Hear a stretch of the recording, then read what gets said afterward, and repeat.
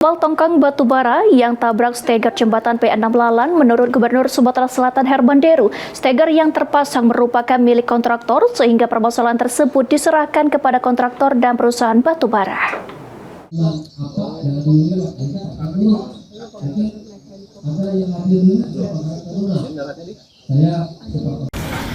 Jalur Sungai Lalan yang kembali dibuka beberapa waktu lalu untuk kapal tongkang angkutan batubara kembali ditabrak oleh kapal tongkang pengangkut batubara yang melintas di lokasi tersebut.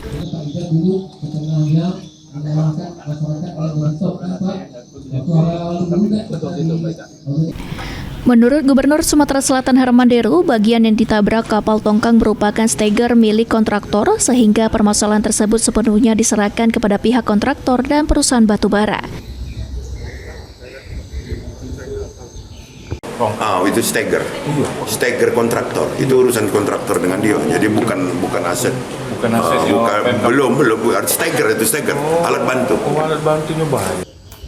Sementara itu, Ketua Komisi 4 DPRD Sumatera Selatan Yan Suri mengungkapkan, jika pada minggu depan rencananya Komisi 4 DPRD Sumatera Selatan akan datang langsung ke lokasi jembatan Lalan untuk melihat progres pembangunan. Kira-kira minggu depan kita akan kunjung langsung lapangan. Langsung ngecek kondisi. Iya, kondisinya sudah tuh kita tanya perusahaannya, kontraktornya kan. Sudah tuh kita betul-betul lihat yang dipesan yang di daerah Bogor itu kan yang rangka baja itu kita akan lihat betul apa yang dia pesan, kita tanya dulu jumlah yang dibayarnya berapa gitu. Karena sudah terkumpul 35 miliar itu, bank garansi ke Bank Sumsel Bubble itu ada tadinya ke. Sebelumnya, Kepala KSOP Kelas 1 Palembang mengungkapkan jika pihaknya telah memanggil nakoda kapal untuk dimintai keterangan atas kejadian menabraknya steger jembatan Lalan tersebut. Tim Liputan PAL TV.